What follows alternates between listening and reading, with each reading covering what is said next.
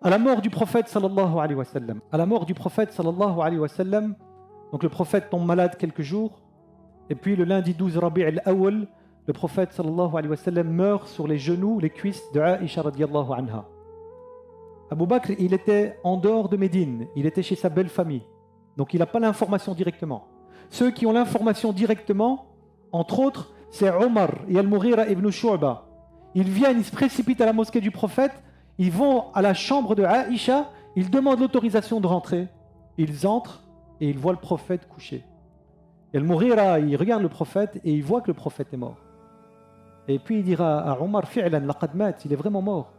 Omar, il se retient parce qu'il est dans la maison du prophète. Lorsqu'il quitte la maison du prophète, il entre dans la mosquée et la chambre de Aïcha était collée à la mosquée. Et là, il perd sa raison.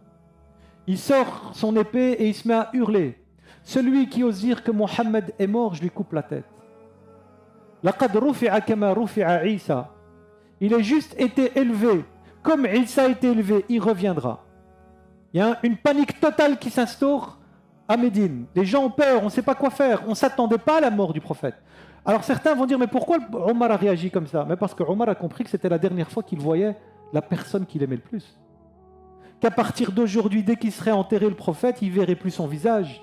Il ne le toucherait plus, il ne lui parlerait plus, il ne lui prendrait plus la main, il n'aurait plus l'occasion de lui dire « Ya Rasulallah, je t'aime ».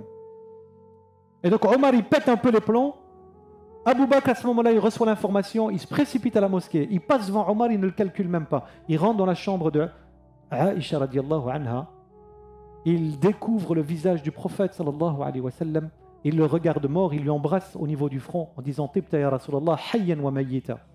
Une odeur se dégage de toi, des plus agréables que tu sois vivant ou mort, ya Rasulallah. Il recouvre le prophète et il sort. Et Omar est en train de hurler. Les gens sont en panique totale. Et que fait Abu Bakr radiallahu anhu? Il prend la parole et à ce moment-là, il dira Man kana ya'budu Muhammad fa inna Muhammad qad mat. Celui qui adorait Muhammad, Muhammad est mort. Wa man kana ya'budu Allah fa inna Allah hayyun la yamut. Celui qui adore Allah, Allah est vivant, il ne peut pas mourir. Et il récite le fameux verset وَمَا مُحَمَّدٌ إِلَّا رَسُولٌ قَدْ خَلَتْ مِنْ قَبْلِهِ الرُّسُلُ أَفَإِنْ مَاتَ أَوْ قُتِلَ انقلبتم على أعقابكم. Mohammed n'est qu'un prophète comme les autres prophètes qui l'ont précédé. Est-ce que parce qu'il va mourir ou parce qu'il sera tué, vous allez vous retourner sur votre talon? Ça veut dire que vous allez renier votre engagement envers Allah. Et là, Omar, lorsqu'il entend ce verset, il dit c'est comme si c'était la toute première fois que j'entendais ce verset. Et il se calme, radiallahu anhu, grâce à l'intervention d'Omar. Il y a une deuxième polémique qui se crée. Où est-ce qu'on va enterrer le prophète sallallahu alayhi wa sallam?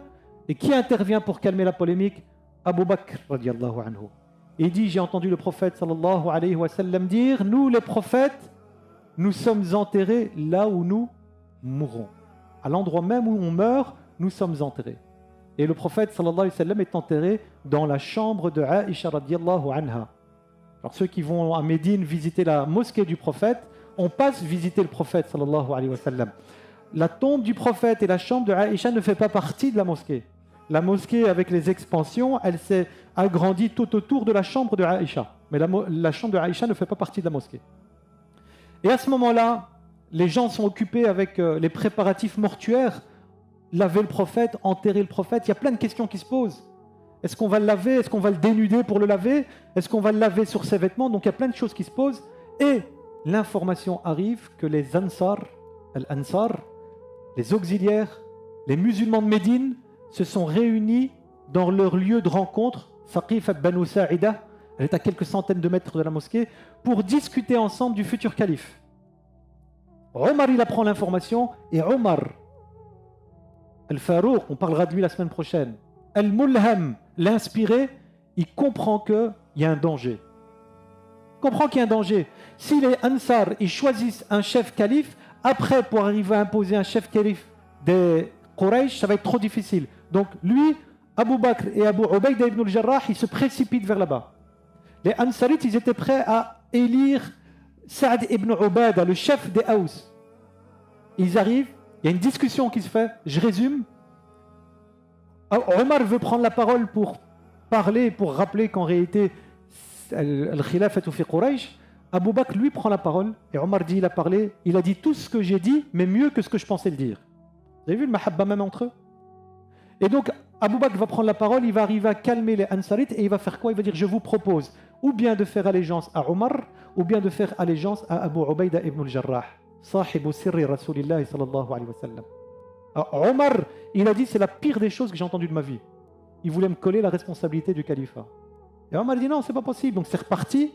Les Médinois, les Ansarites, ils vont proposer, on n'a qu'à choisir un calife de chez vous, un émir de chez vous et un émir de chez nous.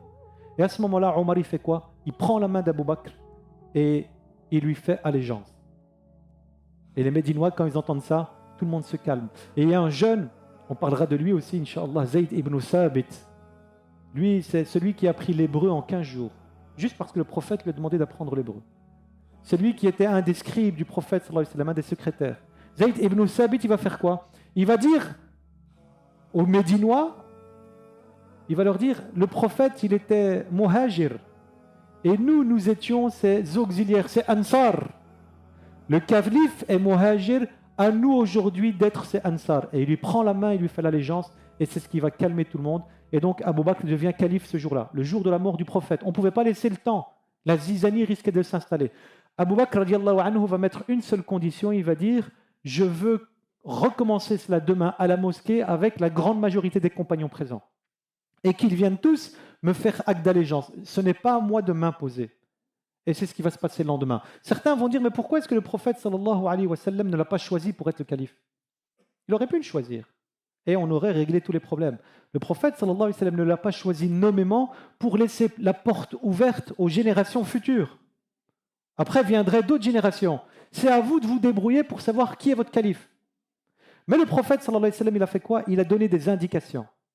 Lorsqu'il était malade, il a demandé à Aïcha, il a dit à Aïcha, tu dis à Abu Bakr, ton père, de diriger la prière. Aïcha Siddiqatu bintu Siddiq, elle était d'une intelligence extraordinaire, perspicace. Elle savait que le prophète, il était en train de donner sallallahu alayhi wa sallam un signe pour que Abu Bakr, après sa mort, il soit le successeur. Et elle fait quoi? Elle dit à Rasulallah, mon père, il est très émotif, il pleure énormément, c'est très difficile. Choisis quelqu'un d'autre. Et il se met en colère. Il lui dit, je t'ai dit, c'est Abu Bakr qui doit diriger la prière. Il entend la voix de Omar qui veut diriger la prière, il se met encore plus en colère. Demandez à Abu Bakr de diriger la prière. Pendant qu'il est malade, il y a une dame qui vient lui rendre visite et qui a envie de lui poser la question, et le prophète lui dit, reviens un peu plus tard, là je suis fatigué, je ne peux pas répondre. Et cette dame lui dit, mais si tu n'es pas là, si je ne te trouve pas, en fait elle est en train de lui dire, si tu meurs, qu'est-ce que je fais? Il lui dit, tu demanderas à Abu Bakr. Tout ça, c'était des indications pour nous montrer qu'après sa mort, celui qui devait prendre la succession, celui qui devait prendre la charge spirituelle et temporelle de la Ummah,